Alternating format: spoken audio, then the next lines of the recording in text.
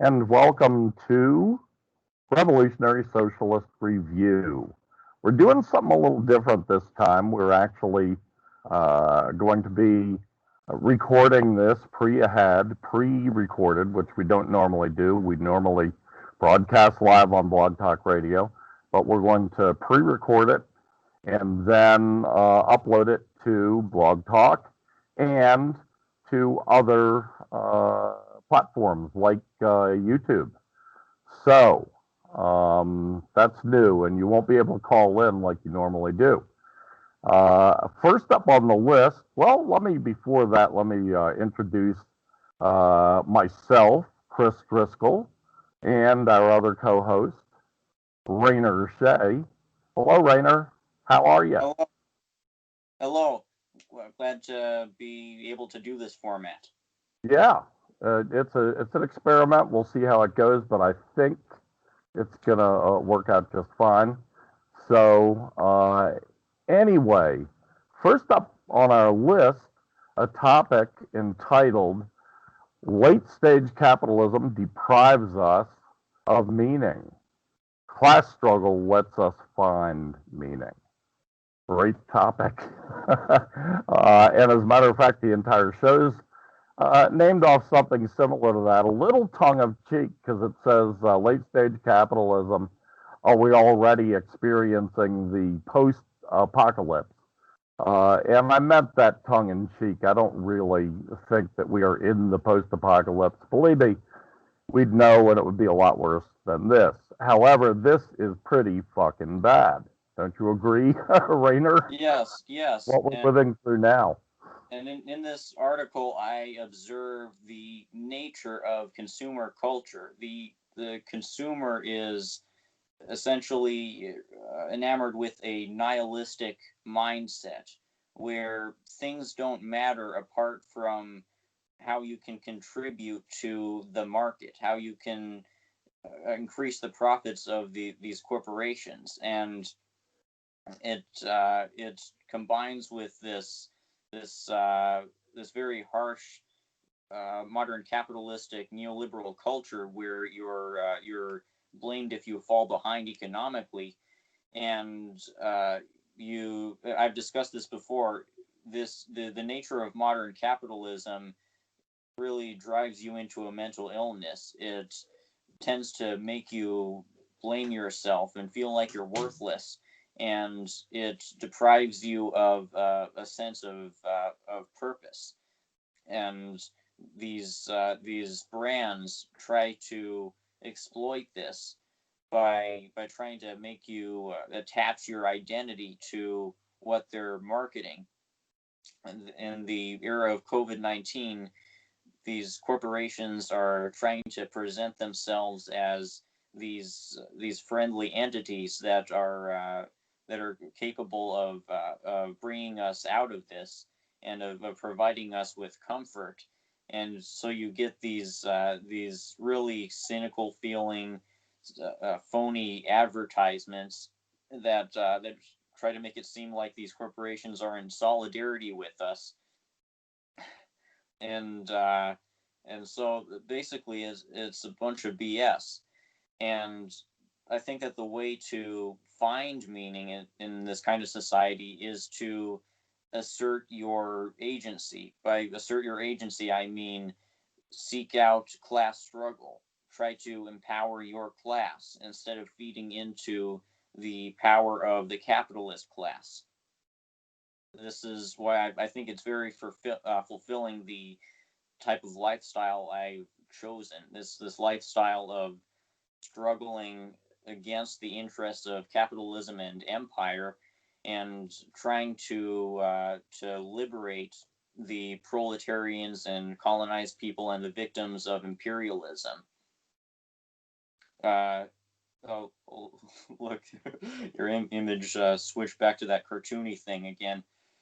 Anyway, this is the advice I give to anybody who feels like they're lacking meaning in this life. Please seek out a life where you're struggling for your class instead of feeding into your oppression. Because, like I mentioned in this article, the future that the ruling class has laid out for us is one where we continue on this path of working for the benefit of the capitalist class and buying their products.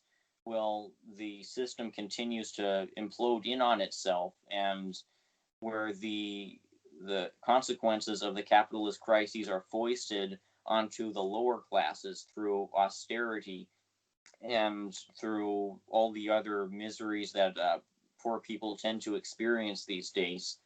The COVID-19 is very much a poor man's virus, and the effects of climate change and the new Great Depression are obviously getting foisted upon the poorest people. So instead of allowing yourself to be sacrificed by this system to continue to be an expendable cog, you need to assert your agency and become part of the class struggle effort.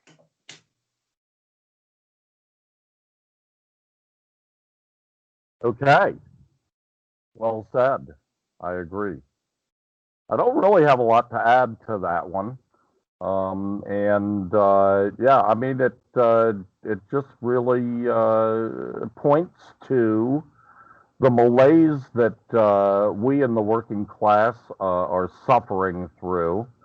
The worst economic depression in American history, in my opinion. I've seen a lot of data to back that up. The worst, one of the worst plagues that we've ever gone through. America's gone through 3 or 4 really bad plagues. This isn't probably the worst, even though it feels like it to us. But part of the reason it's not the worst is that we did have some partial shutdown. Yeah, I mean, late capitalism is a bitch to live through. That's all I really have to say on that. But let me see here. Well, unless you have anything to add on that, we'll move on to the next topic, which is U.S. threatens to block Russia and China if they disregard illegal U.S. sanctions against Iran. Now, what's going on here? This is a lot of these people are referring to this as the snapback sanctions. On Friday, in a special UN Security Council meeting, the big movers and shakers, the great powers, basically in the world today, few of them imperial powers like Britain, France, the United States, of course, hegemon among all, in China and Russia. And they met because, or at the beckoning, at the request of the United States government. The United States government is requesting, under the Trump regime, they're requesting that the United Nations reimpose, this is the snapback, it's snapping back to sanctions, reimpose a total arms embargo on Iran. Now, of course, a little background, the United States, under the Obama regime, along with 6 other major countries in the world, China, Russia among them, they entered an agreement with Iran, in which Iran agreed to give up part of its nuclear program. Those parts that the Americans and other imperialist powers claim can be used to create nuclear weapons. They agreed to give that up in return for an easing of sanctions and an opening up of trade with other countries. And when Donald Trump became the emperor of the world, the emperor of the American empire, in January 1907, sorry, 100 years off, 2017, he yanked the Americans from the deal. And ever since then, having already reneged on the deal, now he's demanding that part of the deal, those snapback sanctions, which Obama inserted, a kind of a future poison pill Obama inserted there. He is demanding that under that treaty, snapback sanctions be implemented. Now, Secretary of State Pompeo, you know him, many call him a fascist with much good reason.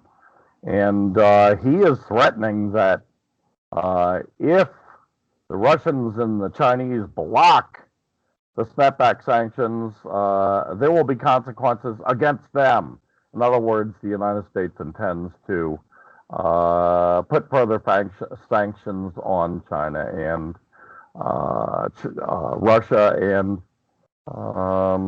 implement other really onerous hybrid warfare, asymmetrical warfare tactics against those countries or against any of the other countries that refuse to go along with this snapback deal. Well, on Friday, in the UN Security Council, I guess it is, said no dice. France, Germany, and the UK all joined in with China and Russia to block the Americans from accomplishing this. So I better hurry up here because my cohort, Rainer, is yawning. Just tired. Okay. Anyway, rushing right along. That's basically the deal. The Pompeo is threatening, nuclear option for this whole deal. He's threatening to impose sanctions on all these countries that block the Americans' illegal sanctions. This sanctions, we should explain also, sanctions are only legal if they are brought about by the United Nations. Unilateral sanctions by one country, even if it is the hegemon, the great imperial power of the U.S. empire, even then, under international law, they are not allowed to implement or impose sanctions on another country. That is illegal. That is verboten. The United States does it to many countries anyway. And not only do they impose the sanctions on other countries, but they sanction individual companies and entire countries that refuse to abide by America's illegal sanctions. It's something in very short order. Other countries of the world need to band together and put a stop to this illegality. Anyway, Rainer, what are your thoughts? Now, I haven't looked at this news item. It sounds like you're saying that after Trump sabotaged Obama's Iran nuclear deal, he's trying to recreate it for the for the like now this sounds like Trump and co have been maneuvering some real antics in regards to Iran. First acting like Obama was being weak on Iran by carrying out this deal, and saying that we can only really stop Iran's nuclear program if we go back on this. And then it sounds like they're trying to resurrect it, right? or is the nature of it different? You are right. You are exactly right. I mean, it's insane if you think about it. It's hypocritical. Pull out and leave it alone. I'm not talking about anything but sanctions here and this deal, this treaty. Pull out and leave it alone, or get back in and abide by it, which is what Iran has been doing. The United States has, since World War II especially, but even before that in many ways, has never, ever abided by the deals it makes with other countries. Just ask Native American nations if you don't believe me. The Americans are known throughout the world for their reneging on deals. This is just another example. Donald Trump is perhaps an extreme case, but not really. If you know a little about history, Donald Trump is not an extremist by American standards. He is, whatever. He is fitting right in. I mean, his rhetoric may not seem like it fits in with the average American president of the past, but his actions fit right in with the American imperial criminality. So, anyway, any more on that, Rainer? No, just thanks for telling me this. What a ridiculous series of. I mean, it's. I remember that right from the start, the Republican neocons were vilifying Obama's attempt at the deal, saying that it enables Iran, and Yeah. then Trump fulfilled their wish by pulling out of it. But now, could it be that the U.S. strategy in the Middle East has suddenly shifted again, where this prompts the Iran nuclear deal to become bipartisan?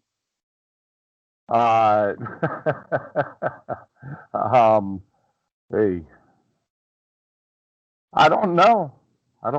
I've got to say, I don't know. Well, That's a good question, though. Pardon me?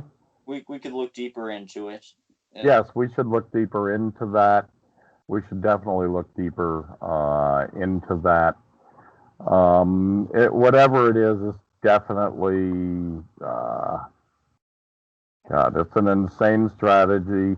It's a kind of, I've been saying this for a couple of years now. It really seems to me as though the Obama and Trump regimes, and even going back to the Bush regime, that all three of these regimes have been hell bent on picking a fight with Russia, on picking a fight with China, especially starting with Obama's pivot to Asia, is really a pivot to China, a pivot of military and sabotage CIA assets, encircling China like a noose. And what the hell do they think China and Russia, which has already been encircled like a noose in the same exact fashion, what do they expect of China and Russia? That they'll just lay down like Mahatma Gandhi and let them kick them in the teeth over and over again? That's not the way China and Russia roll, baby. No, that's not the way any self-respecting nation rolls. It's certainly not the way a nation run by the working class like China is going to roll. It's incredible. It's incredible nonsense bullshit. On to the next. Okay, in this next topic, we have, this is from, let me see, this is from Truth Out. Truth Out, I think they're truthout.org. Let me see here. Yeah, truthout.org. Truth, you know how to spell that, out, O-U-T, .org, truthout.org. And this article is titled, the if Trump had followed Vietnam's lead on COVID, U.S. would have fewer than 100 dead. And the last I looked, we were at 185,000 dead in America. So think about it, 100 versus 185,000. And 185,000, that's what we have. Vietnam, by contrast, had, tremendously less than that.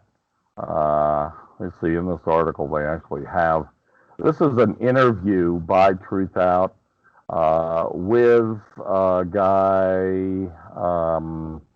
named Robert Poland. Robert Poland is a renowned, they say, progressive economist. I'd never heard of him, frankly, but anyways, renowned progressive economist. And he's in this exclusive interview talking about the climate crisis, the Green New Deal, political economy, saving the planet. And he's the one who brings this really interesting issue about Vietnam. I mean, Vietnam had a tremendously smaller number of COVID deaths per 100,000 per 1 million cases.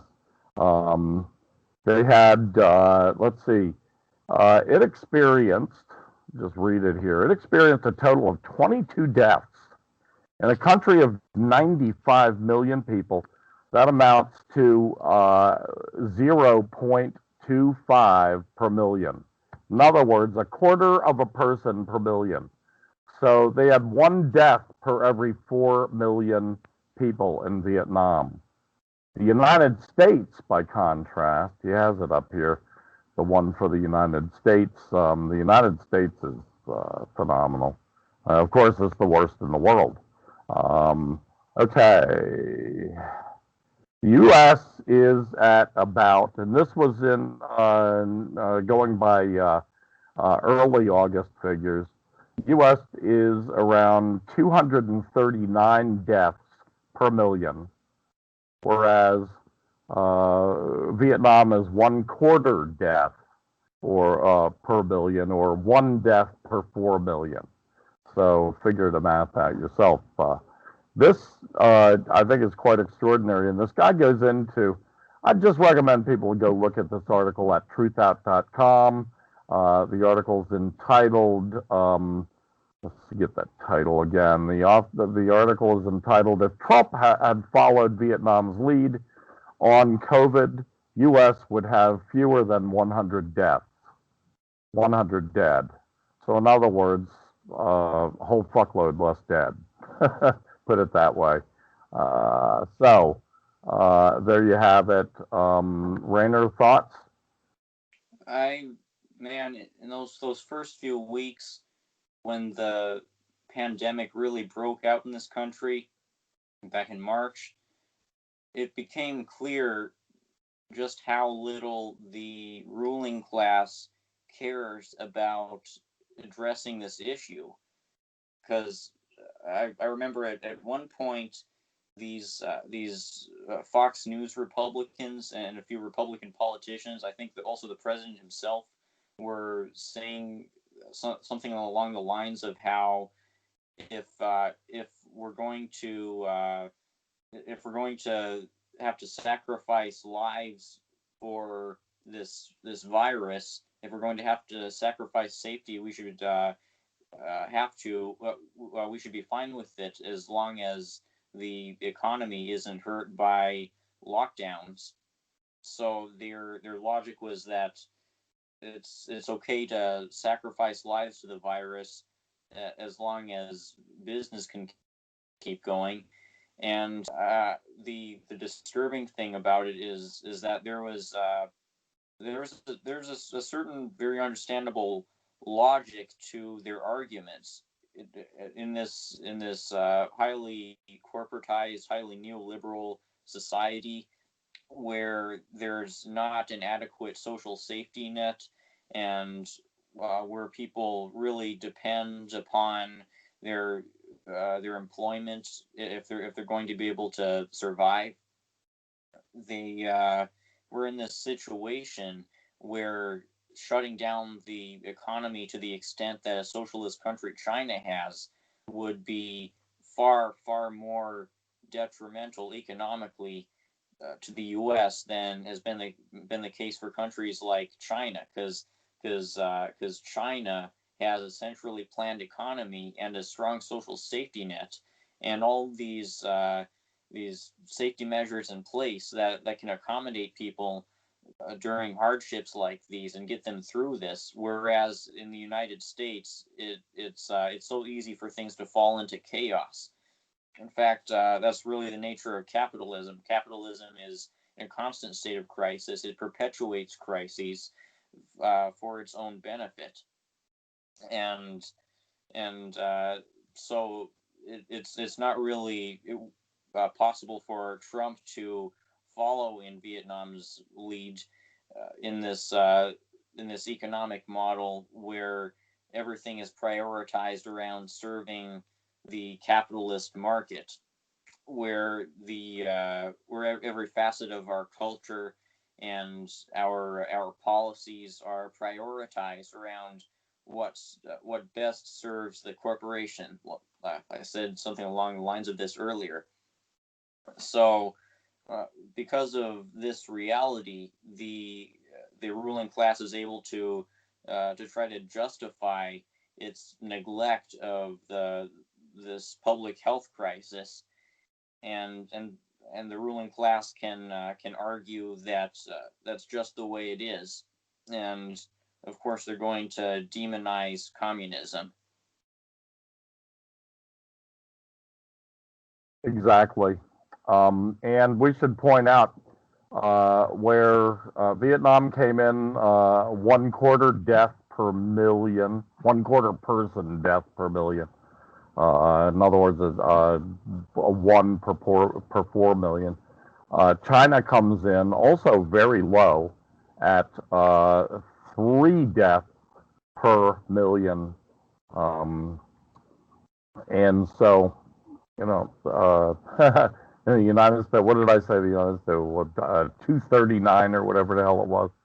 Outrageous. I mean, there's no explanation for that other than capitalism fucked things up. Simple as that. I mean, there are capitalist countries that had much lower. I mean, South Korea, for example, had a real low death rate.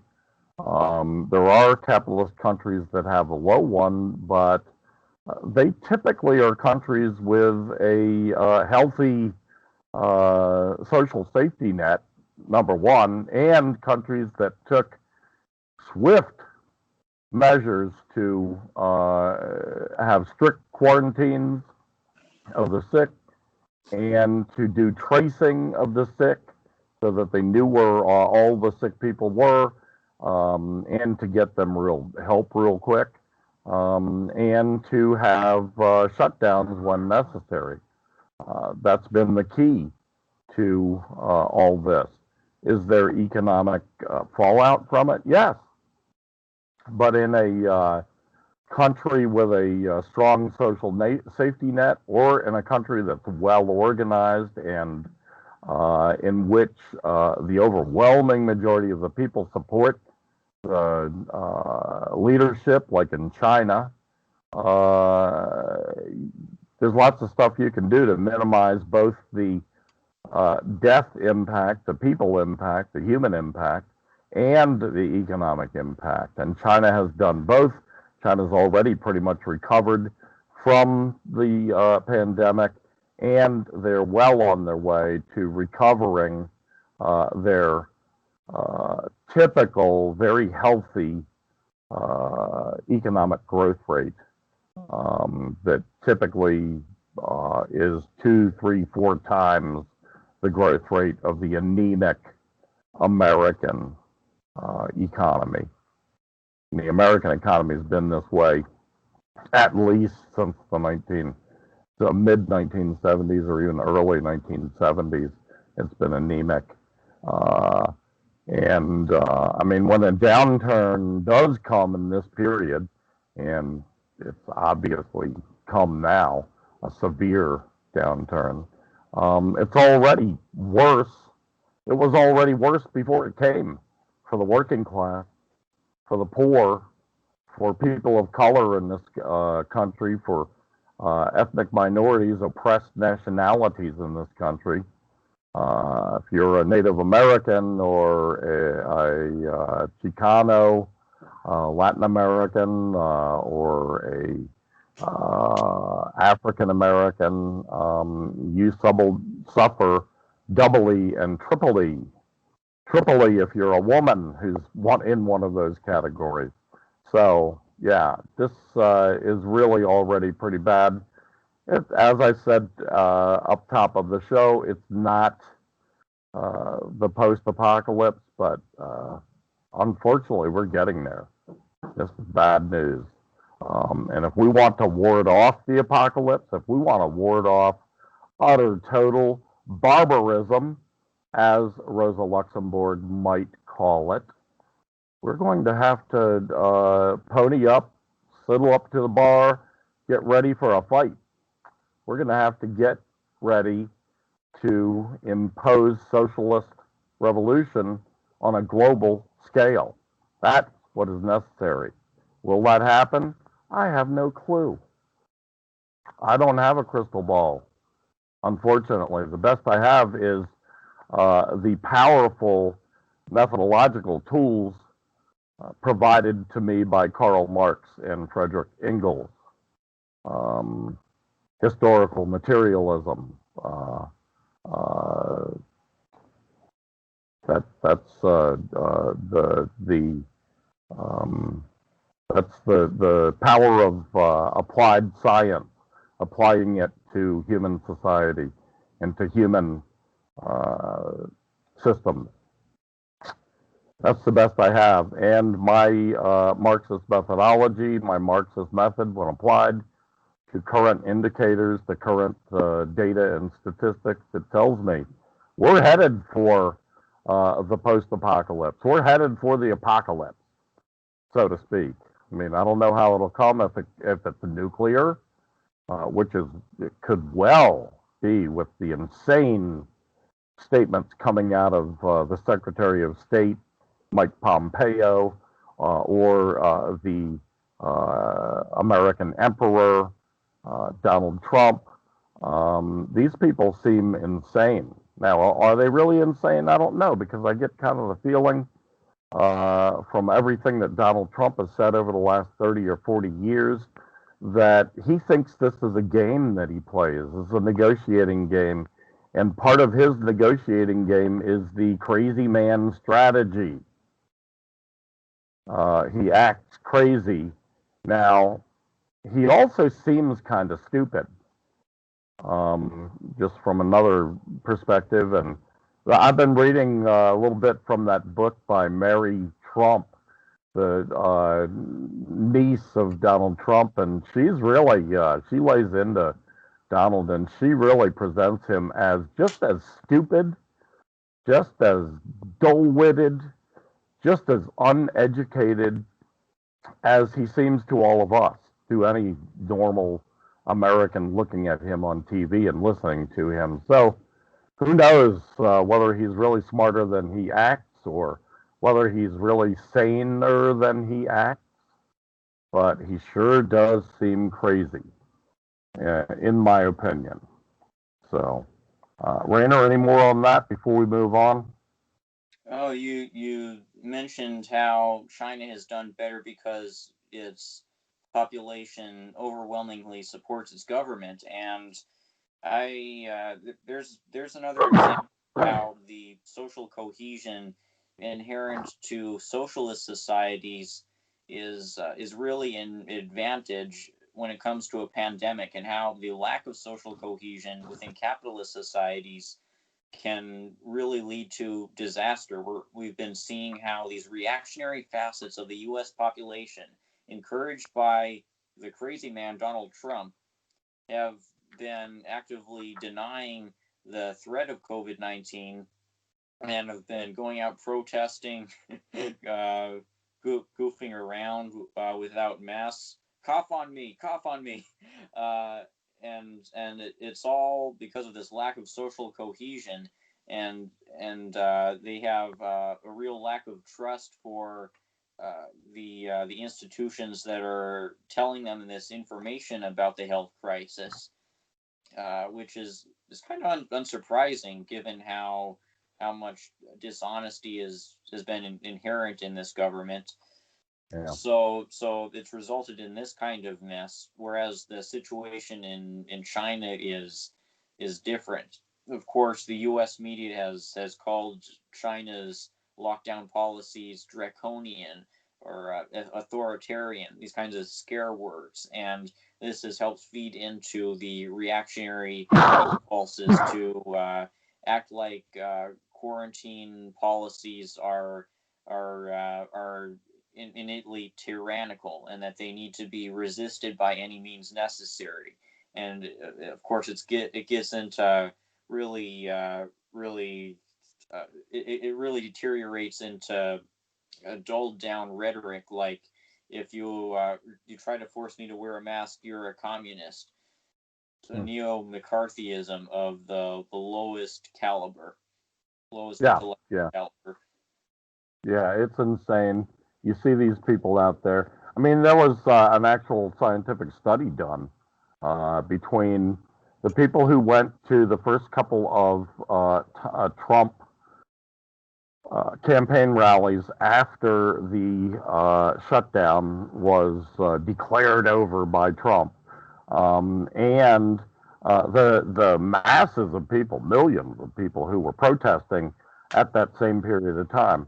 And it was found that the people who went to the Trump rallies were in fact spreading COVID-19 to a great extent, whereas the people who went to the protests against the American police state after the brutal police murder of George Floyd, those people did not spread COVID-19. Why? They were all wearing masks. You notice all those pictures of all the protesters? Not all of them, but a sizable majority were wearing masks. Just that simple thing. It's not enough to protect you. I mean, if you really want protection, you need eye goggles. You need, you need to carry that hand sanitizer around with you and sanitize your hands. You need all kinds of precautions, but just the mask alone does a hell of a lot. It's like going to Las Vegas, and I come up to you and say, hey, I can give you 75% better odds while you're here. And all you have to do is follow my simple instructions. Will you do it? Only an insane person like Trump or Pompeo would say no. Anyway, onward and upward, Rainer. Let me see what we've got next here. Oh, yeah, Senate Intelligence Committee promotes Russiagate hoax with a new report. This report came out last week. New York Times and Washington Post join in the frenzy to push the lies. This basically the Senate, what's it called? The Senate Intelligence Committee. Kind of an ironic, oxymoronic name, if you think about it. But they have they have come out with a report, and it basically just rehashes all the old information. And people realize now the Senate is controlled by the Republican Party, so this is not really coming from the Democrat Party, although the Democrats in the Senate jumped right in and joined in with these lies, of course, as you would expect.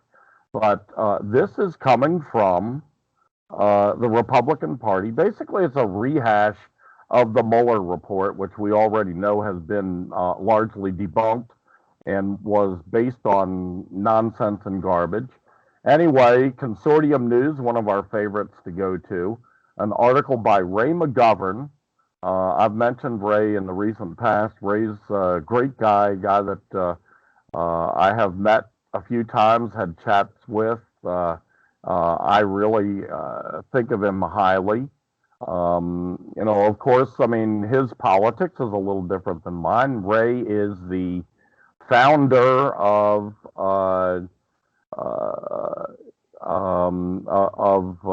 intelligence analysts for a sane future.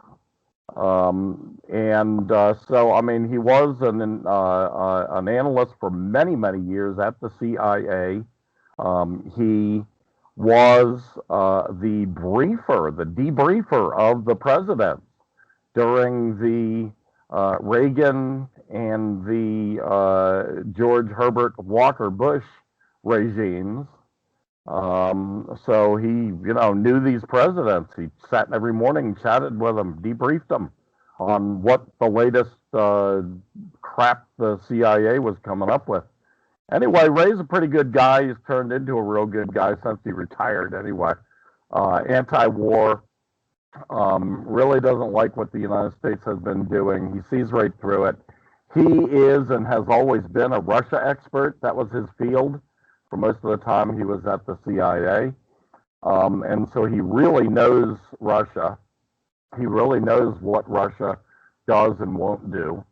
And he knows that the Mueller report was bullshit. And as a matter of fact, these veteran intelligence analysts, Ray was one of the co-founders, and several other people in that same field.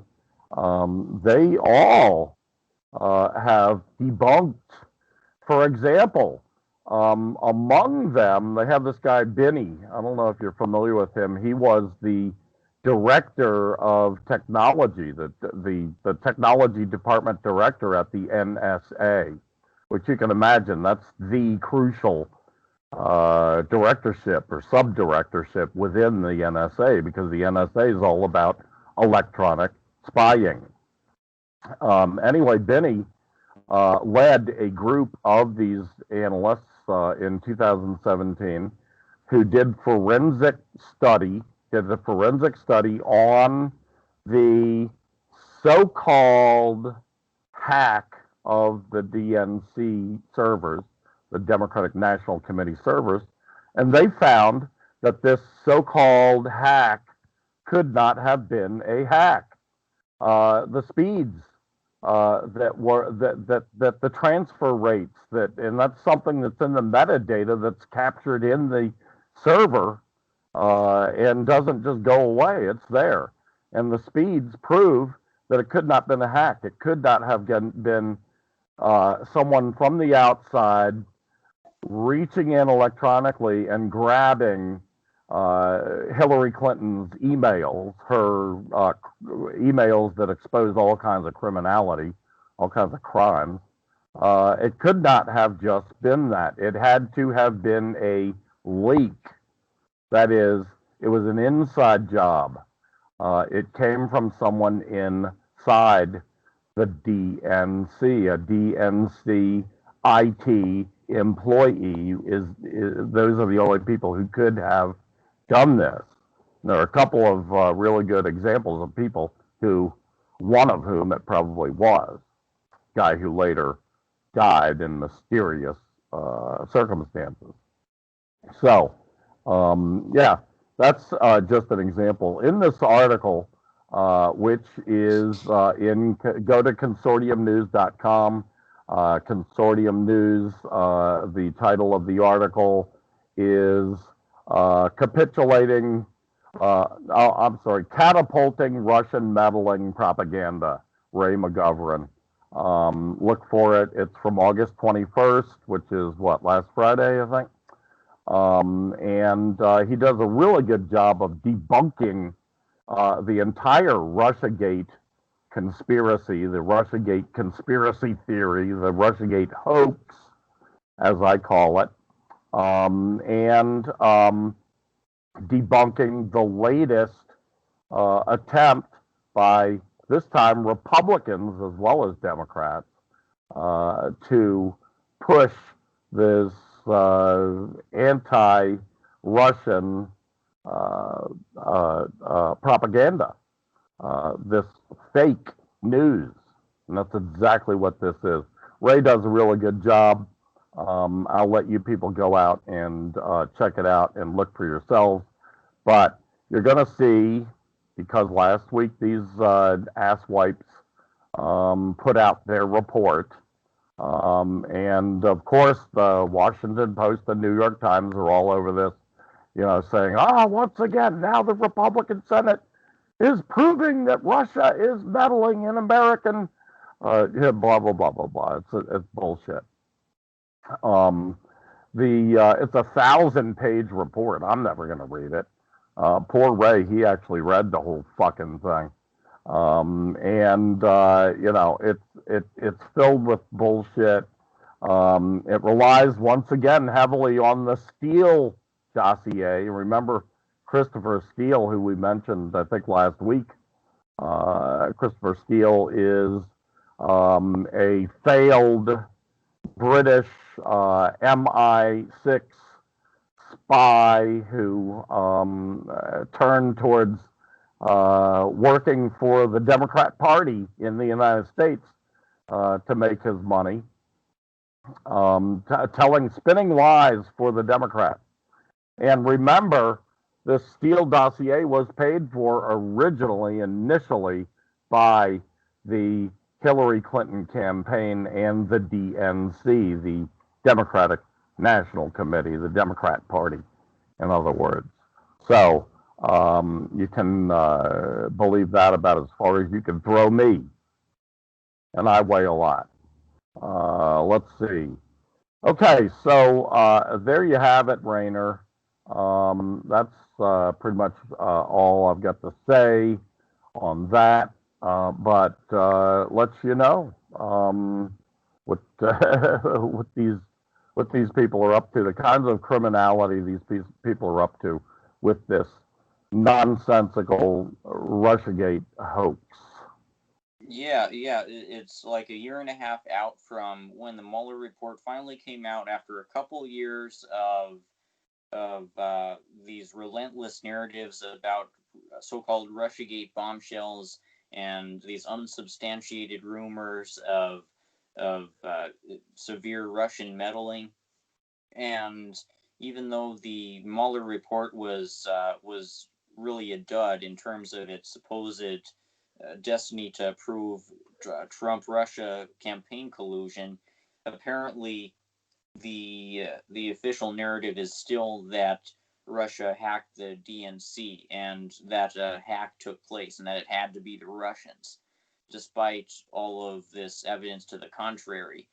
And we're seeing how this is bipartisan. We're seeing how the neoconservative establishment is continuing to push this. And as for how this ties into the Biden campaign, I'm seeing an effort from the anti-Trump wing of the ruling class to exploit this Russian hacking narrative and to exploit whatever ongoing rumors about Trump-Russia collusion persist to try to prepare for their preferred scenario where they get Biden elected and where they can create a more smoothly run U.S. imperialist project. Because the anti-Trump wing of the ruling class largely opposes Trump because they see him as an unreliable arbiter of imperialism. They see how he's been damaging U.S. relations with allies, and they see how Trump hasn't quite gotten the memo on being totally consistent with the Cold War operations against Russia. So they want someone like Biden who will have more finesse and who will supposedly be more reliable in countering Russia, even though Trump has aggressed against Russia even more than Obama did. So they're hoping to push Biden through using narratives like these, and their ultimate ambition is to create a Democratic Party run continuation of this anti-Russian Cold War. And we might talk about this more in the next week, because I just had out an article about this.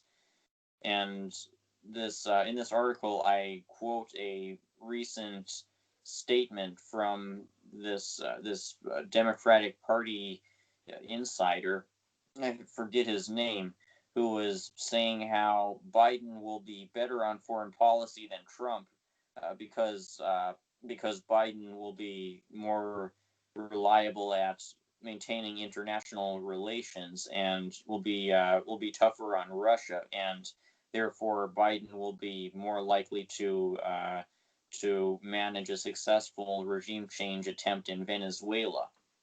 So it's no surprise that we've recently been seeing anti-Maduro pundits express hope that a Biden victory in November will spell the beginning of the end for Maduro's presidency. So my point is that this anti-Trump wing of the ruling class is strategizing, and they're spinning these narratives, and their hope is that we'll get a return to the Obama doctrine of imperialist policy, where there's not this Trumpian protectionist bellicose approach that makes the U.S. more globally isolated, and that can have all this blowback that weakens America's position.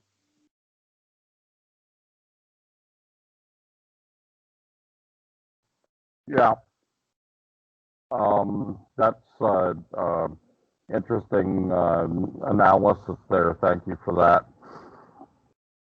I think I keep hoping that these people will just leave this Russiagate garbage alone and move on towards the détente that Trump promised in his 2016 campaign, but it's pretty obvious by now, 3 2/4 years into his regime, that he has no intention of keeping that promise, has no intention of keeping any of his anti-war promises, and has every intention of keeping all his promises to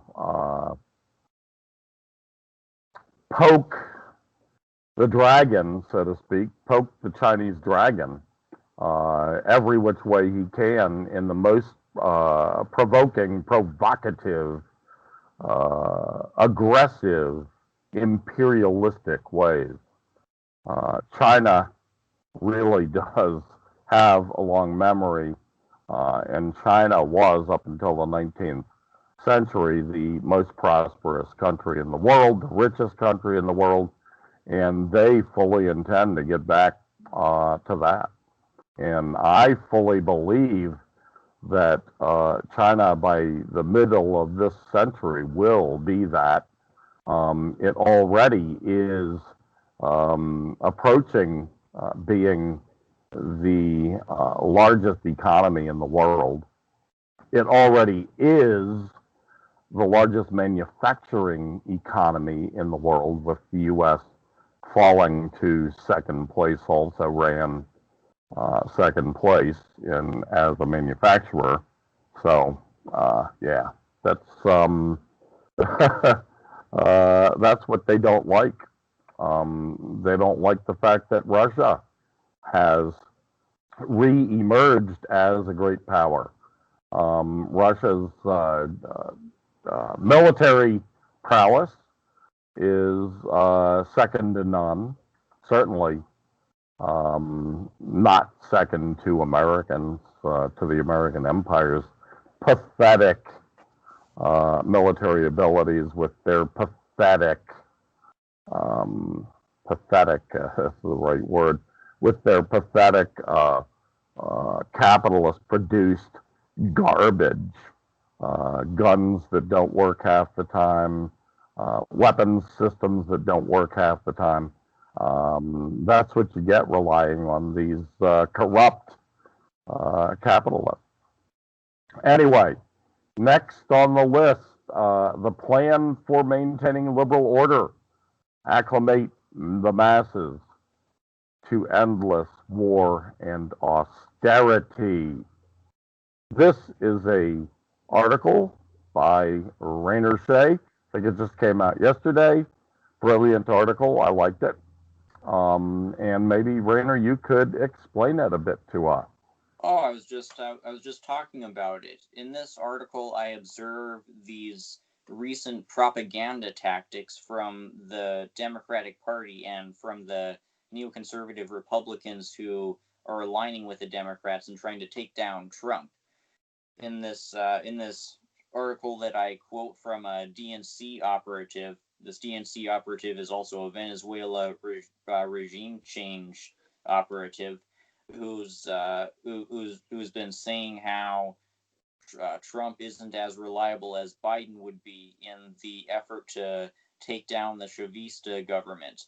And he this guy, as you know, actually quoted Bolton in Bolton's rumor mongering statement about how Putin speaks in Trump's ear, and Putin is trying to cast doubt upon Juan Guaido and the Venezuelan opposition in the mind of Trump. And so cheap tactics like this in order to try to win. Who's he trying to speak to? Imperialist-minded people towards supporting Biden over Trump. And the hope of this wing of the ruling class, like I said, is that Biden will be elected, and the U.S. will return to the Obama-era doctrine that emphasizes stronger allyship with U.S. allies, and therefore, after they get Trump out, they'll finally be able to oust the Chavista government, which for the last 20 years has acted as Latin America's biggest thorn on the side of U.S. imperialism. So in their ideal fantasy, socialist Venezuela will be overthrown and neoliberal hegemony will be imposed upon Venezuela.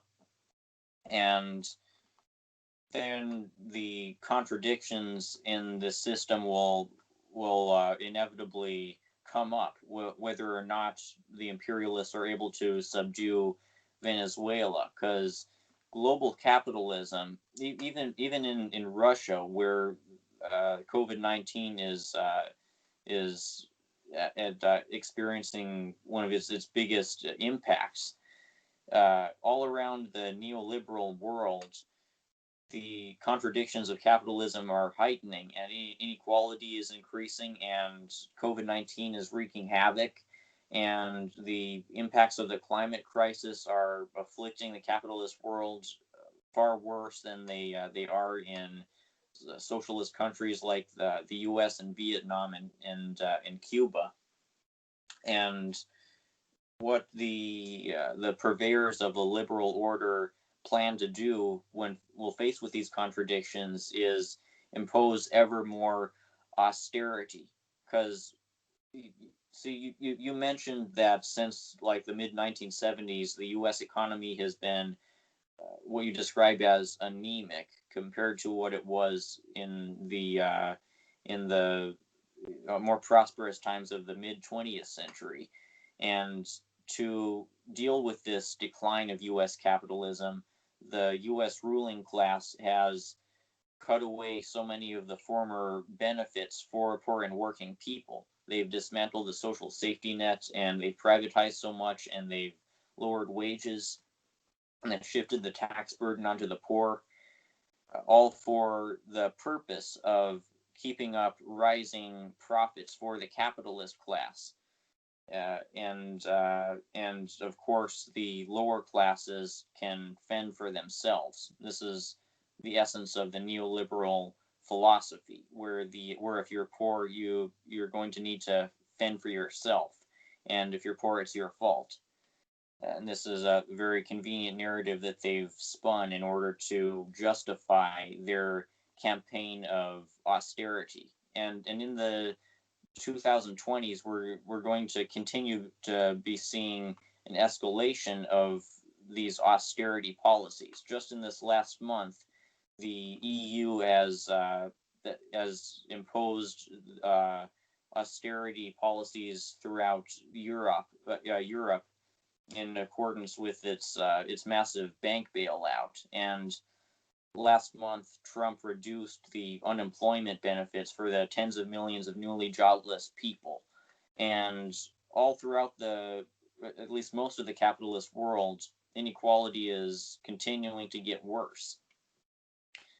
So the purveyors of the liberal order, in order to try to keep this increasingly unstable system intact, are resorting to fascistic policies. They're resorting to police repression and military crackdowns and censorship and war propaganda. War propaganda is very important because it's what can sustain this endless push to increase the Pentagon budget, to increase the Eurasian war games, to increase the military buildup in the Indo-Pacific in partnership with Australia.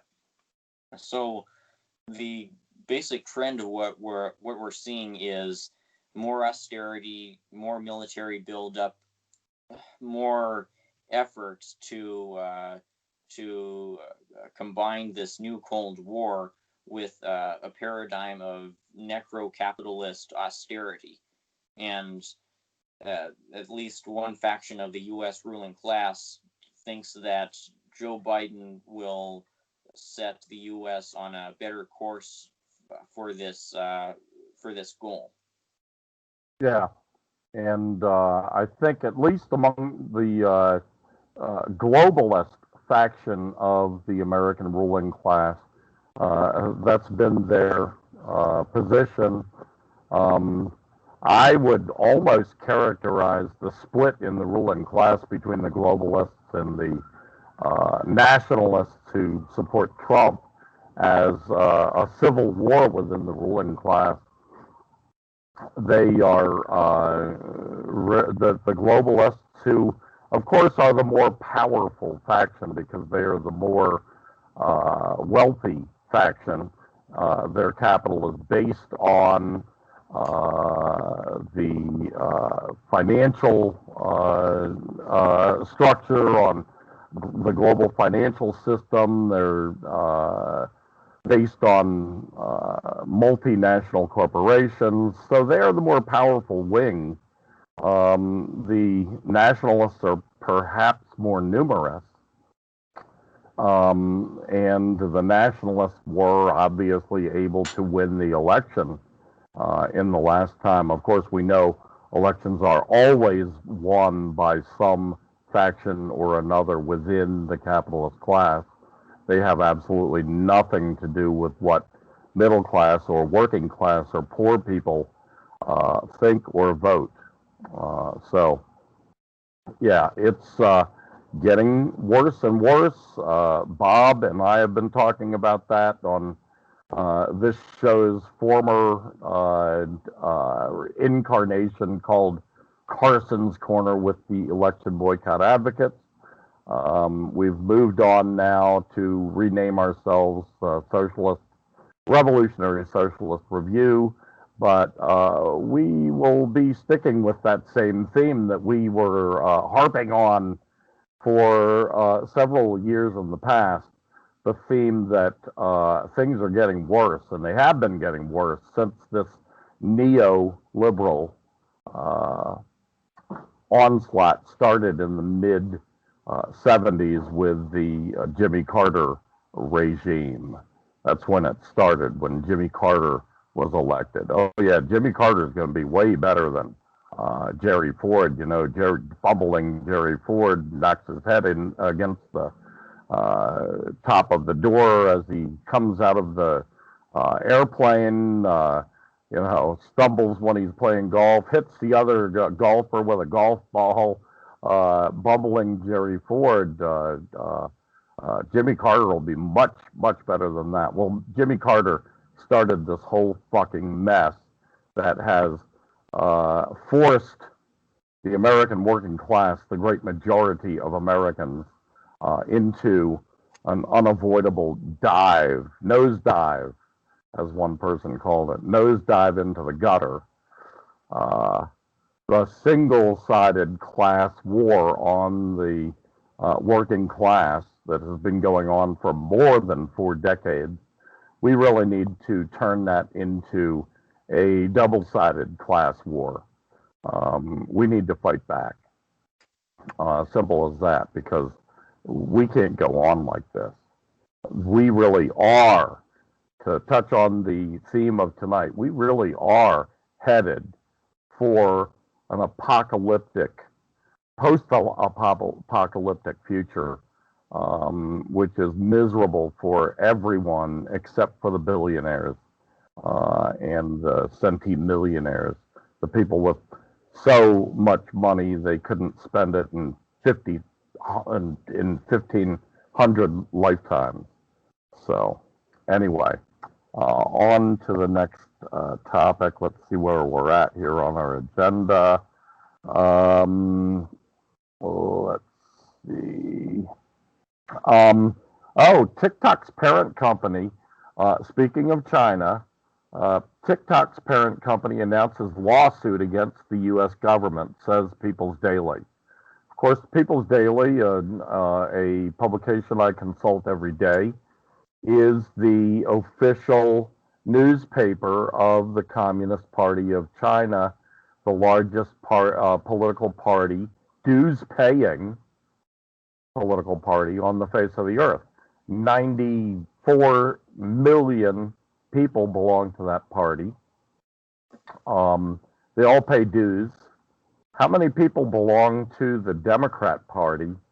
I think the latest figures say about 25% of adult Americans. I think what it really is 25% of eligible voters, which ices out a whole bunch of, ices out, tens of millions of Americans. But so it's not really 25. It's 25% of not of the American adult population, but of some smaller fraction of that. Nobody pays dues to the Democrat Party to join it. They don't have that kind of commitment. People register with the government as Democrats to join the Democrat Party. That's the way it works in the United States.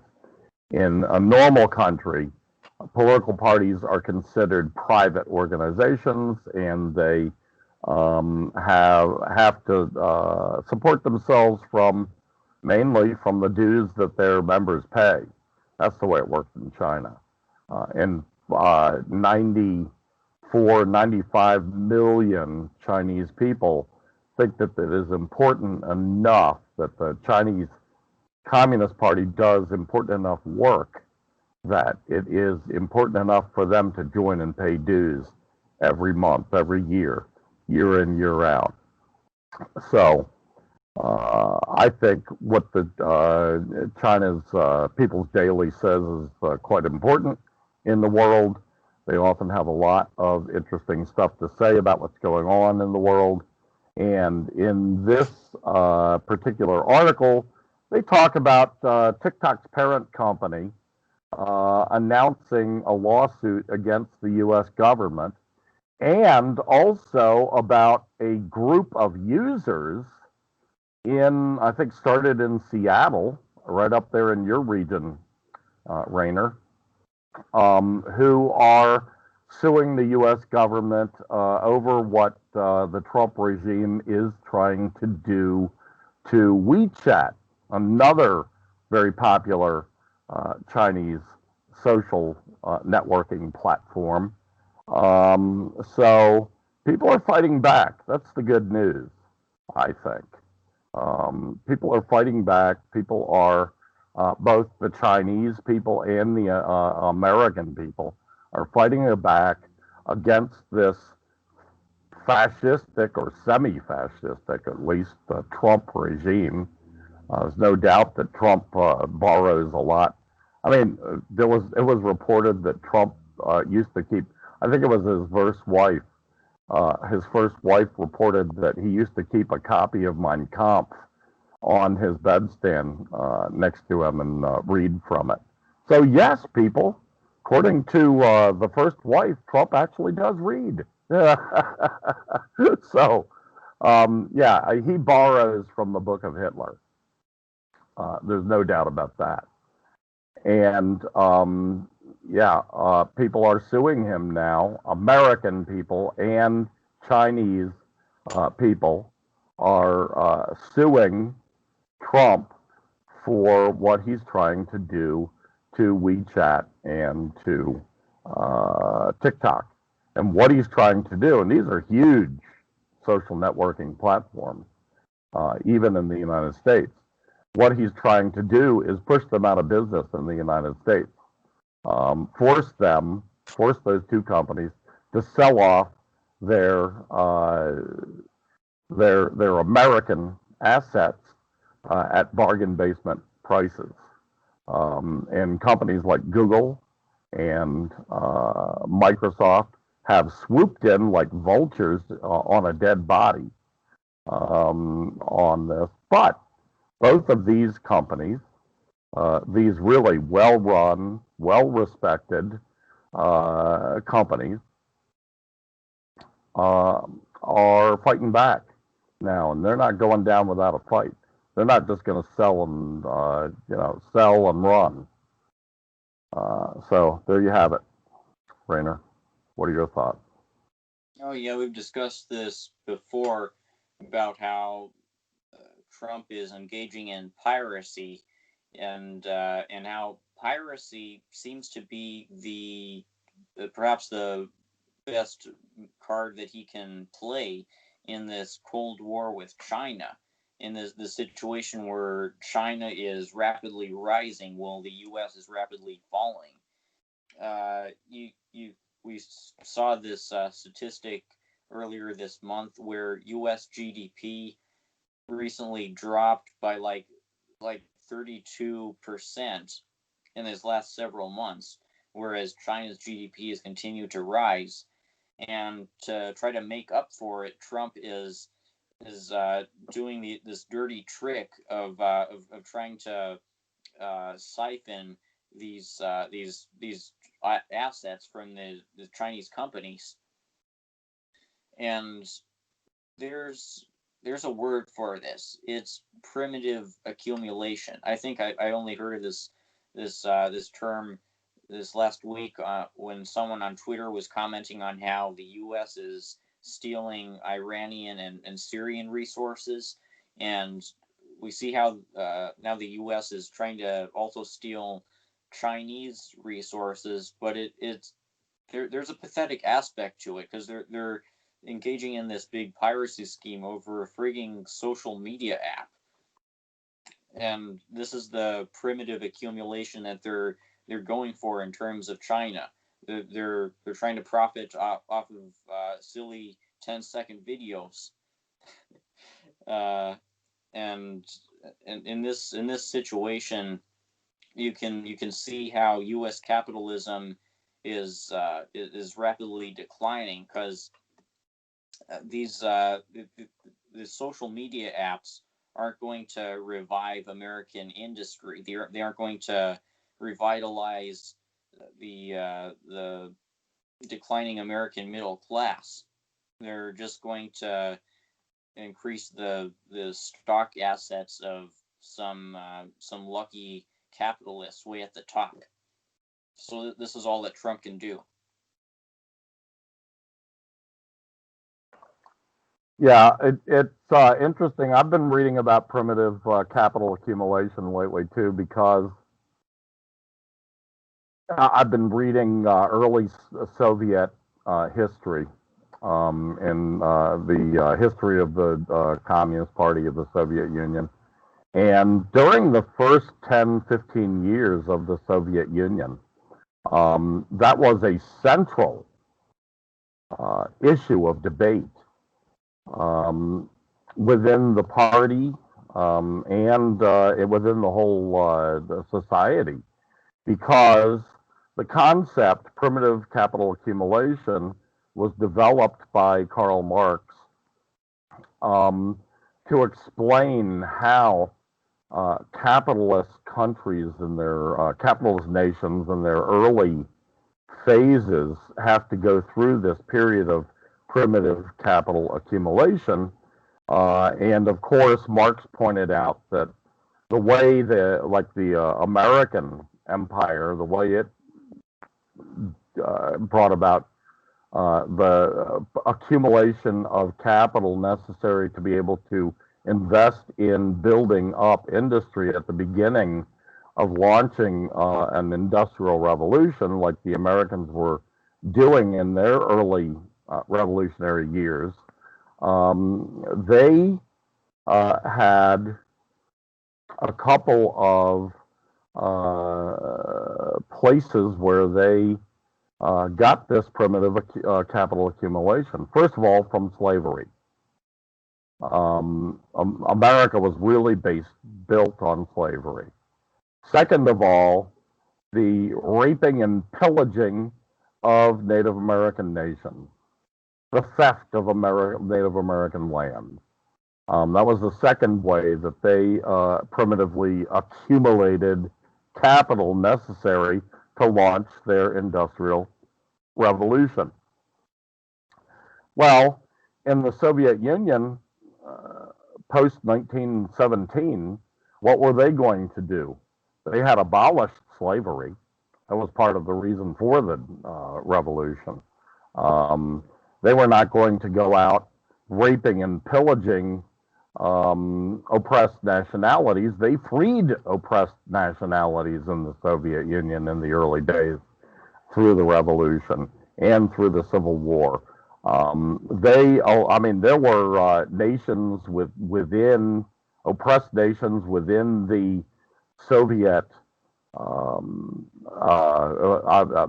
before the Soviet Union in the Tsarist empire that the Bolsheviks just said, "Okay, you're free.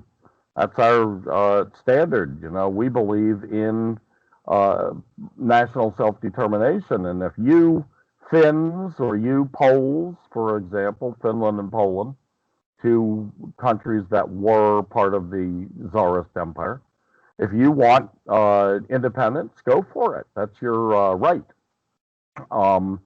Of course, the overwhelming majority of the nations within the former Tsarist empire chose to join the Soviet Union, the Union of Soviet Socialist Republics. Ukraine, for example, chose to join the USSR. Kazakhstan chose to join the USSR. They all knew that they'd be better off. Pretty much everybody. I mean, you know, the second leader of the Soviet Union, Joseph Stalin, was a Georgian. Georgia was one of those nations that chose to join in the long run, chose to join the USSR. So, how were they going to accomplish this primitive accumulation of capital? It was necessary to launch their industrial revolution, which they still needed at that time to launch. And that was at a time when the United States was #1 in the world in industry. The United States didn't need any primitive capital accumulation then, in 1917, 1920s. How were they going to do that? How are they going to accomplish that? And that was a major debate that was the crux, basically, of the debate between those Leninists, let's call them, who favored Lenin's new economic policy, which was basically like China is today, a mixed socialist market system with the government, with the state, basically controlling the commanding heights of the economy, as Lenin called it, and giving free rein to small and medium-sized businesses and farms, because farming, of course, was like 80% of the Russian economy back then, allowed them to go either in a market way or in a cooperative way. Lenin really pushed cooperative.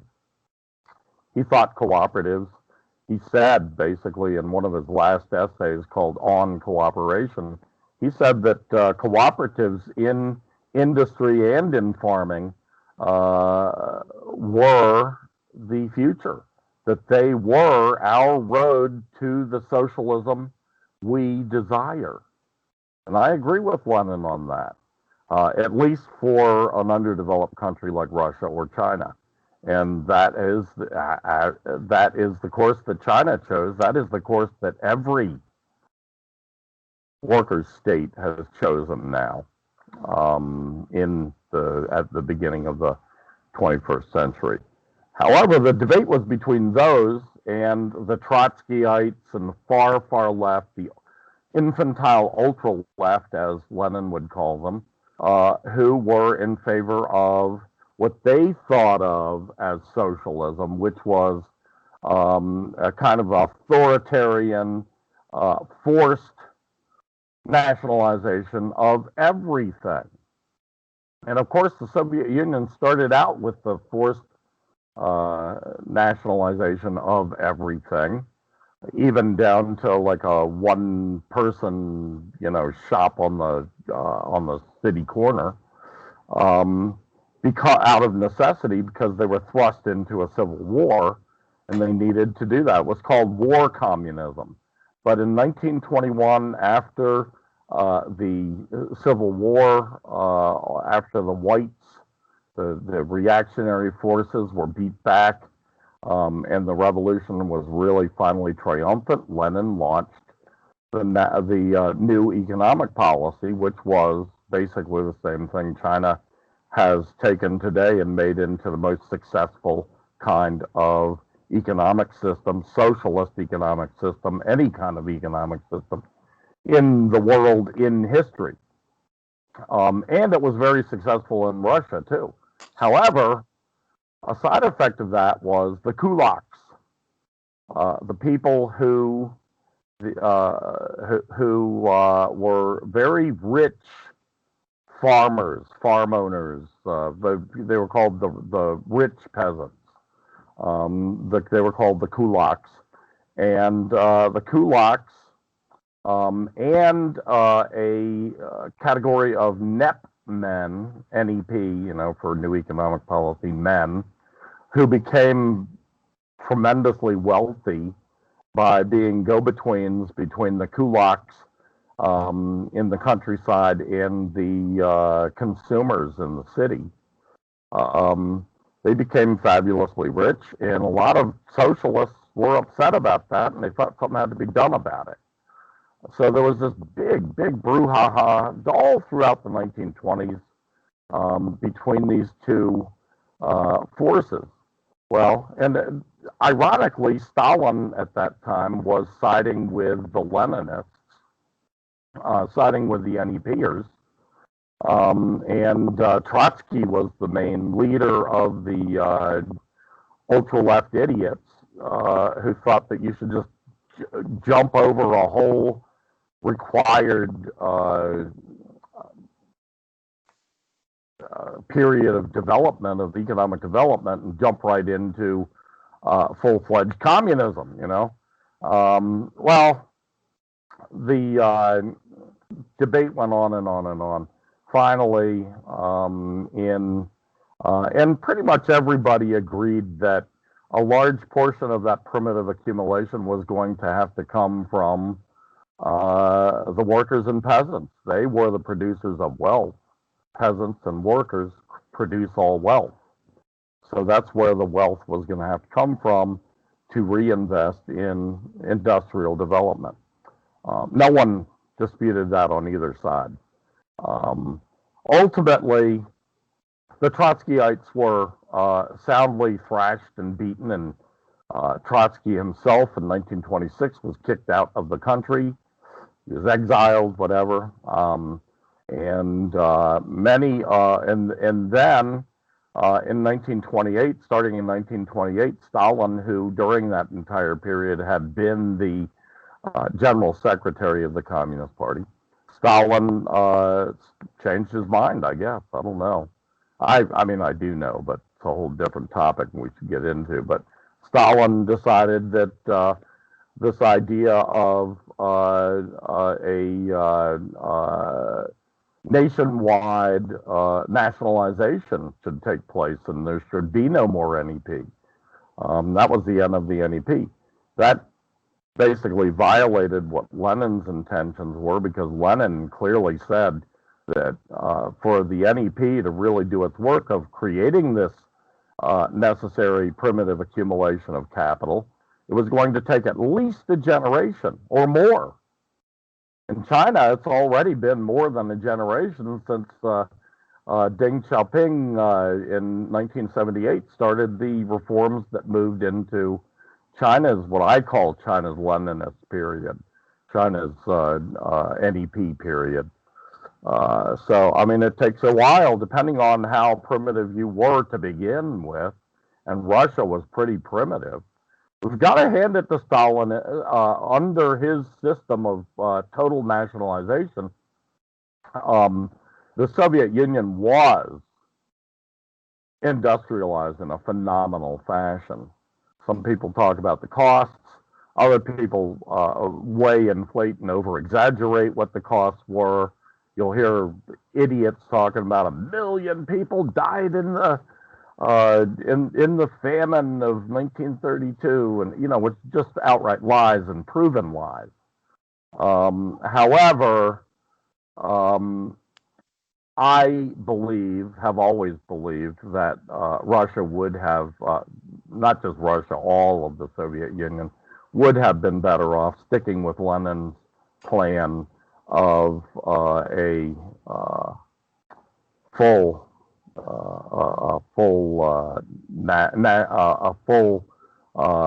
new economic policy, a full socialist market system. Anyway, that's what I've been reading about lately, and it fits well.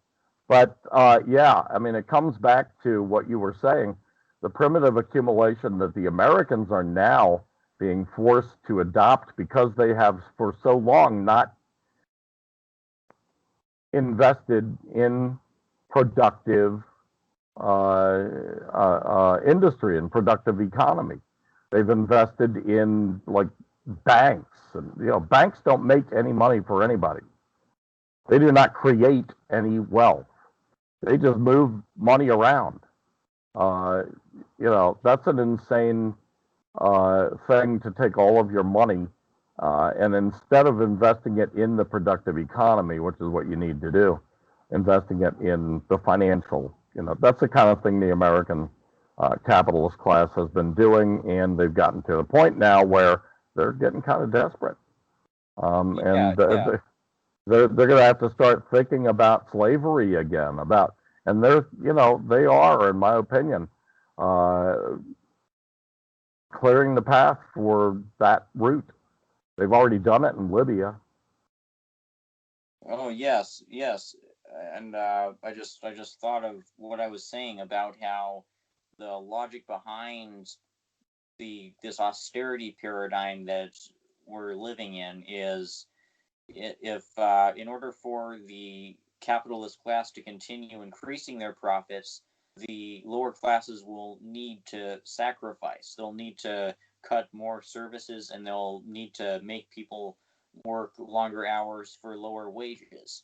And this is their solution to the profound lack of productive forces. This is the consequence of industrialization of the United States and the financialization of the U.S. economy, and also the rise of the war economy. You said banks, and I was thinking of rhyming it with tanks. If you're investing all of this budget into creating this war machine, creating these weapons, you're not so much able to build up the infrastructure and the housing and the essential needs of the people within your country. And that's why living conditions are falling into disrepair so much. So much of it is getting invested either in war or in increasing the artificial numbers, these arbitrary numbers that the richest people have within their personal counters.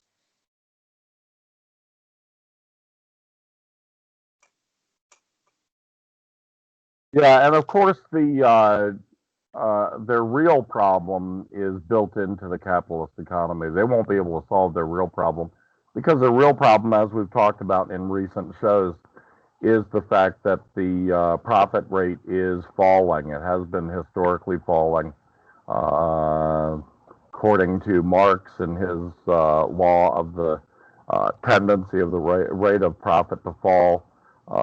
Capitalism will approach that asymptotic point, reaching zero with profits. There were some sectors in America in this year, in the past couple of months, that had negative profits. What the fuck is that?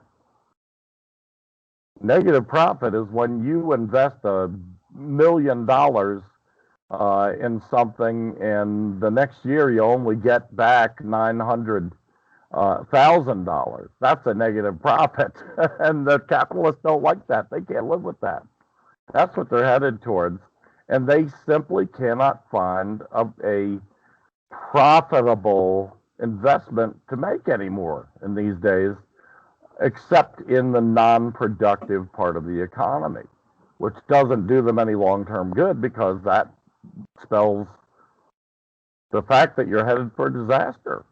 So, anyway, Rainer, we're running out of time here very quickly, and I want to make sure that we get one more topic by you in there. That is you can't be anti-imperialist while repeating lies about anti-imperialist countries. I think that's a really important topic. We have some other topics here that I had especially wanted to get into, like Richard D. Wolff's Socialist or Capitalist, what is the China model exactly? Richard D. Wolff is proclaimed to be the most famous Marxian economist in America. What's a Marxian? A Marxian is an academic who studies the works of Marx. A Marxist, like you and me, is a person who practices Marxism. There's a difference. And Wolff pretends to be a Marxist. He tells people he's a Marxist, but he's really a Marxian. So when they call him a Marxian, or when he calls himself a Marxian, as he occasionally does, that's true. Anyway, wanted to get into that, but first let's go into this thing about the slanders against anti-imperialist countries. Yeah, well, it's prompted by reflections of my past. I've heard you mention that you used to quote me even before we met, like my articles from a couple of years ago. And when I was writing those articles, I was writing really just about debunking the lies against Syria and Iran and Russia and Venezuela and sometimes others, but I was missing the crucial component, which is China and the socialist Korea. I believed all of the claims about how those countries are evil dictatorships and how they oppress their people. And occasionally, I even reinforced those claims in my writings. But then, in in early 2019, I found out that there are people who actually uh, love and defend these countries and consider them socialist. And instead of ridiculing these people, as many tend to do, I started asking them questions, and pretty soon I was arguing for their side.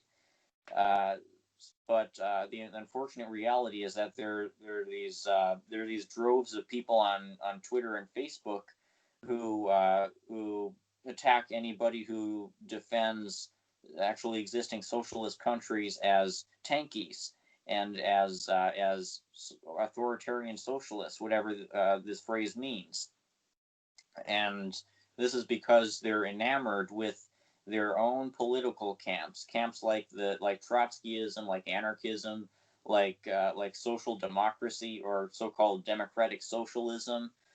And these despite this, the people in these camps try to call themselves anti-imperialist, yet a lot of the time they're willing to participate in this growing manufactured outrage campaign about China's supposed genocide against the Uyghur Muslims. They're willing to mischaracterize the DPRK as a monarchy that doesn't allow for any free speech.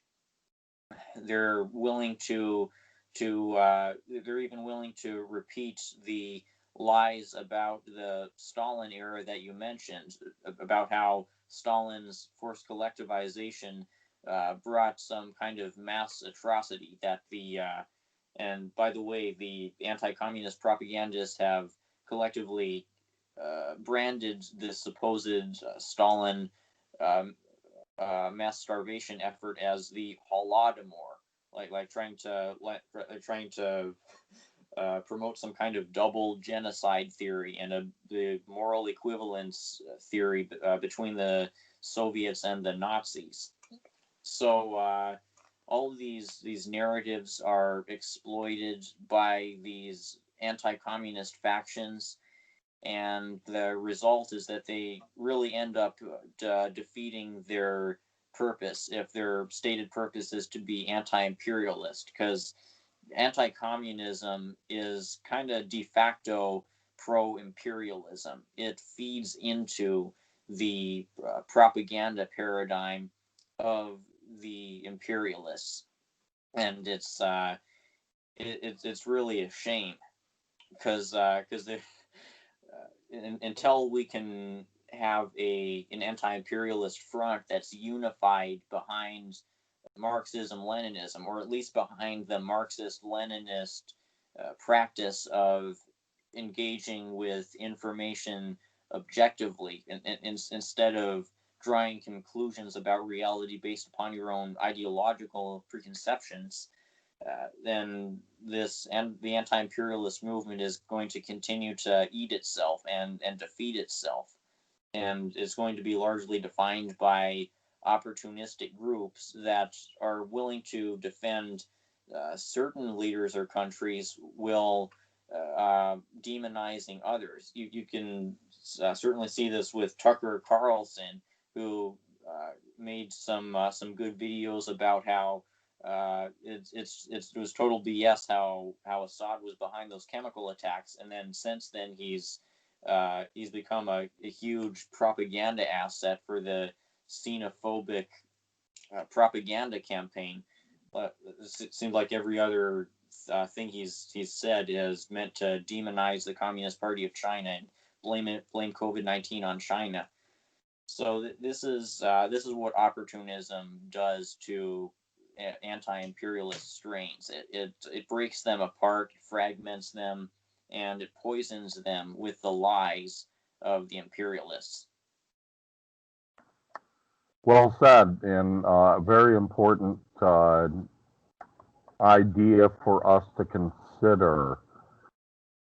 That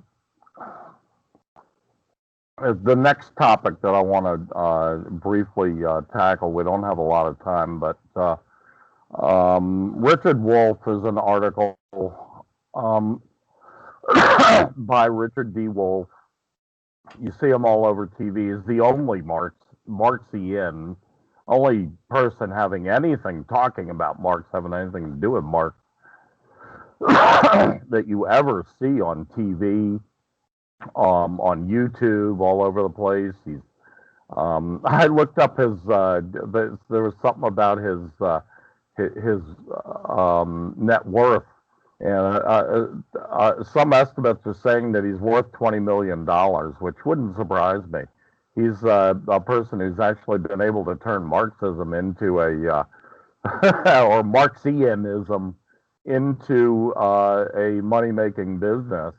He's got a couple of nonprofits like um, uh, I can't remember the names of them, but one of them's about cooperatives. Democracy at Work, that's what it's called. Democracy at Work. Um, and he puts out several real interesting, sometimes, videos. Um, I have always had a high amount of disagreement with him, mainly in areas where he disputes Marx's major, like for instance, we talk about the Marx's tendency of the rate of profit to fall, law of the tendency for the rate of profit to fall.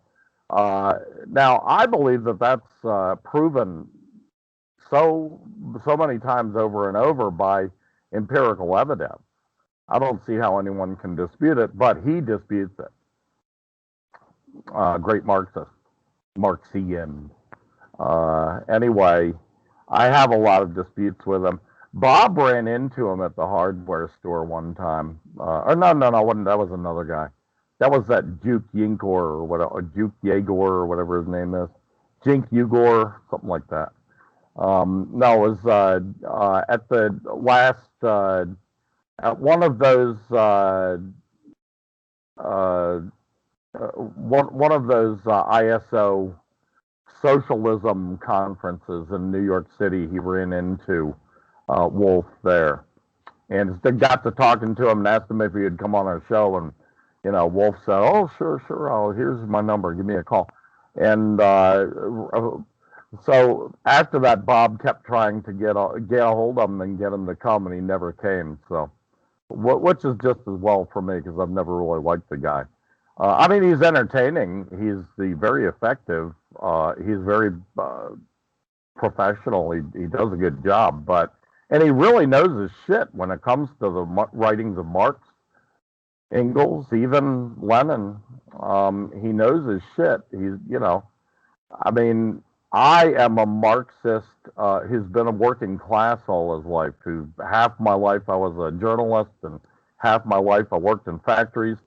And, so as an activist and as sometimes elected leader in the working class movement, I have tried consistently throughout my whole life to know Marx and to know Marxism, to know Leninism. I've studied it and studied it and studied it, but there's no way that I could keep up with an academic whose whole damn he's paid to do that. He's paid to study Marx, So he knows his shit, I've got to say, but he's often wrong, in my opinion. In my opinion, in activist politics, he's a social democrat. And how I feel about that. Anyway, Richard D. Wolff has this article out. It's called Richard D. Wolff, Socialist or Capitalist? What is China's model exactly? And this is a topic that you actually kind of touched on in your last topic, Rainer, and we have touched on the topic quite a lot over the years on this show and on the predecessor show. But this article, basically, um, Wolf is contending that China and that the USSR, before its overthrow by the capitalist class in 1990, at the end of 1991, that they never were socialist. That they were, in both cases, that USSR was and China is now state capitalist. Now, this is an idea that has a big history in the 20th century history of the socialist communist movement. There were several. For instance, the ISO, which imploded last year and no longer exists, but the International Socialist Organization, which was one of the largest far left, if you could call it that, semi-Trotskyite organizations in America. The ISO has always had this notion that China and USSR are never socialist, that they were not socialist states, that they are state capitalist. And the idea behind state capitalism is basically that the state runs capitalist enterprises, takes the profits from capitalist enterprises, but runs it in the same way as capitalists would run capitalist enterprise. So that's not socialism. Well, in fact, that's not what goes on that's not what went on in the Soviet Union, and that's not what goes on in China. Now, Wolf, he's glommed onto this. To my knowledge, Wolf isn't actually a Trotskyite. He doesn't come out of that tradition. However, Bob ran into him at the ISO convention, so there's something. I looked and I don't really find much about Wolf being any attached to or affiliated with any political party except for the Democrat Party and maybe the DSA. He might be a member of the DSA, the Democratic Socialists of America, which are neither Democratic nor socialist. They are social democrats, which really is basically welfare state capitalists, welfare state liberals. So anyway, I dispute that whole idea that Wolf is putting out, and because Wolf is so influential, I mean, you see a lot of people that you might like and think have pretty good politics who really rave about that wonderful old man, Richard D. Wolf. He's just the cat's meow. He's just peaches and cream. He's the rose garden. Not so much. I think people should be warned about what he really is. Anyway, this topic, the nonsense that China is state capitalist. What are your thoughts, Rainer?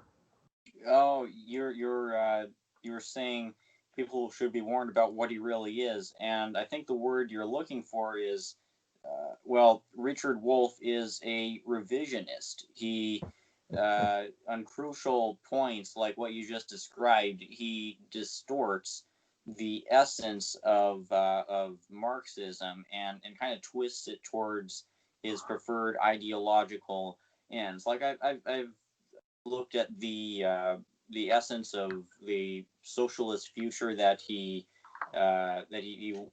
wants, and I think it has something to do with trying to make corporations into cooperatives, and this will make things socialist, and this is this along with his apparent at least tacit support for the Democratic Party really confirms that he's not on board with the idea of the dictatorship of the proletariat. And Yeah. supporting We should, one point, allow me. We should point out that in the last election, he did vote for and campaign for Jill Stein, the Green Party bourgeois candidate. Oh yeah, yes. So Democratic Party, Green Party, neither of them, of course, are seeking a proletarian revolution that transforms, that overthrows the existing state structure and replaces it with a proletarian-run democracy. And to justify their opposition to this, the revisionists point to the real or perceived flaws in existing socialist states like the USSR and China, and label them with broad, sweeping terms like state capitalist, without acknowledging why these conditions have even come about. As you said, there is a very good reason why Lenin imposed the new economic policy. It was out of material necessity, and there's a reason why after Mao, China adopted its current economic system.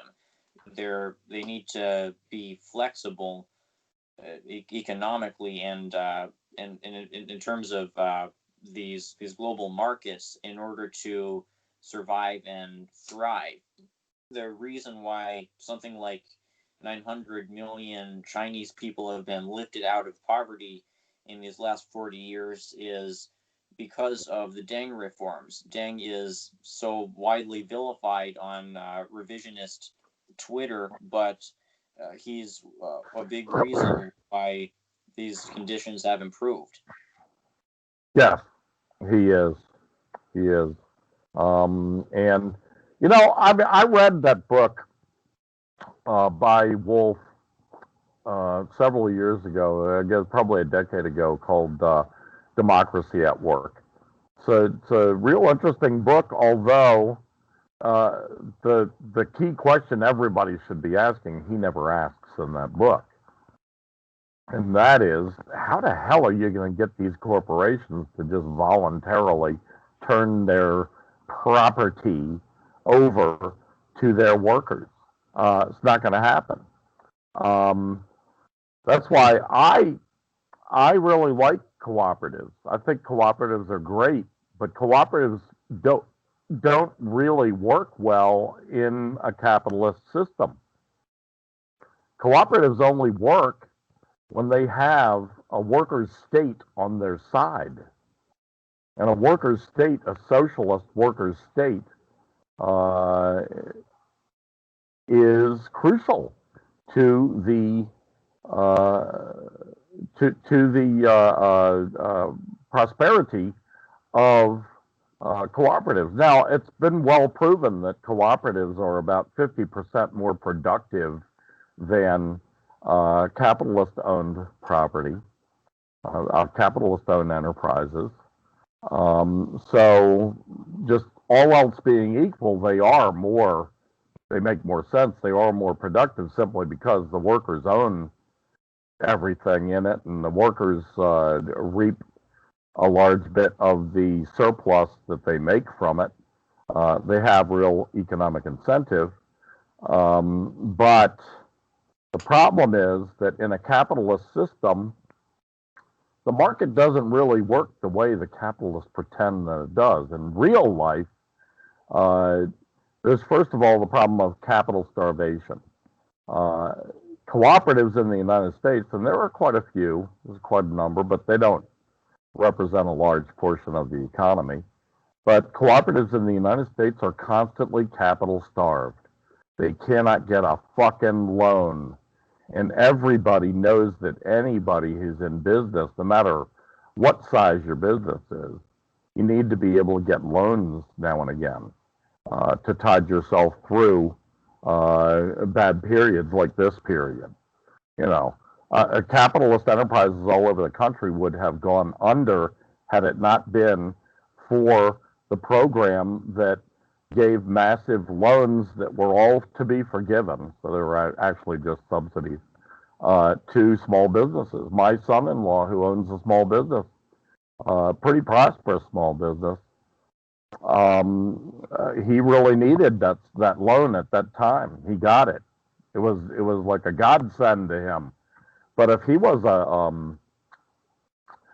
a cooperative in the United States, he just would not be getting loans. He'd be capital starved.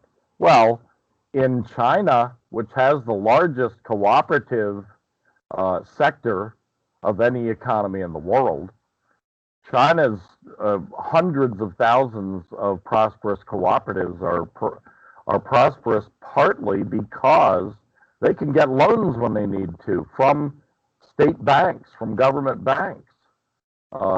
They can get the aid that in the United States would only go to capitalist corporations owned privately by a few or a handful of individuals.